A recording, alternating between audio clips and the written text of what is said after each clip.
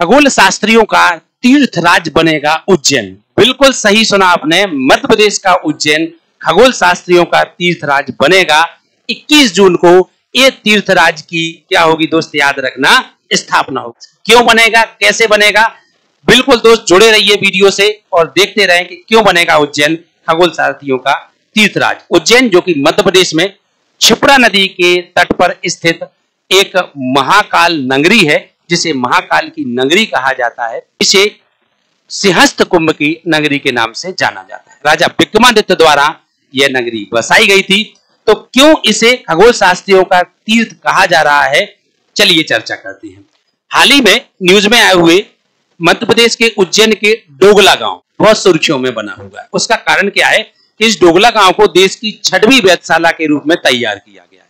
बिल्कुल सही सुना आपने कि उज्जैन का डोगला गांव देश की 6वीं वेधशाला के रूप में क्या किया गया, तैयार किया गया, एवं यहां पर नया टाइम रेफरेंस के रूप में विकसित किया जाएगा। मतलब अब यहां पर एक नया टाइम विकसित रेफरेंस जोन बनाया जाएगा, जो कि एग्जाम के पॉइंट ऑफ व्यू से बहुत महत्वपूर्ण है। साथ ही साथ में ये जो जंतर मंतर है कहां का, उज्जैन का, ऐसे भारत में लगभग देखिए कहां पर जंतर मंतर है, तो जयपुर, दिल्ली, बनारस, उज्जैन और मथुरा।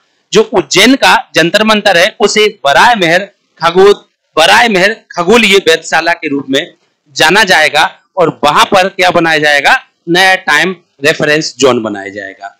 अब आप सोच रहे होंगे कि जो जंतर मंतर उज्जैन का है इसमें टाइम जोन कैसे बनाया जाएगा, वहां पर ऐसा क्या है। तो बिल्कुल दोस्त, इस टाइम जोन में याद रखना क्या है, 5 यंत्रों का उपयोग किया गया है। कितने, 5 यंत्रों का, जिनमें से शंकु यंत्र, ये जो शंकु यंत्र है ये सूर्य की छाया से समय एवं अक्षांश का पता करता है।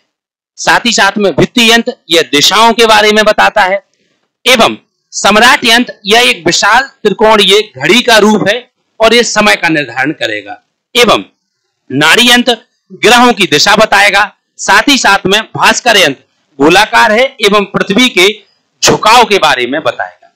तो ये जो उज्जैन है, ये उज्जैन आज से नहीं इतिहास से बहुत ही महत्वपूर्ण नगरी रही है। खगोल शास्त्र की दृष्टि से तो जितना कहा जाए उतना कम है।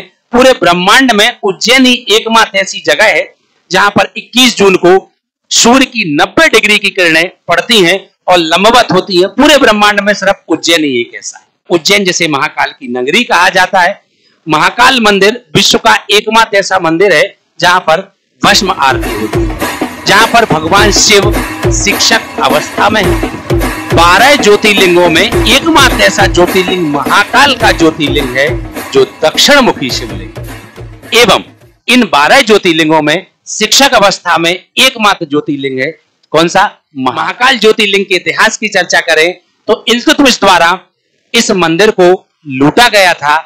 बाद में सिंधिया वंश के राजाओं द्वारा इनका जीर्णोद्धार किया गया। खगोल शास्त्रियों का तीर्थ बनने जा रहा है उज्जैन महाकाल की नगरी।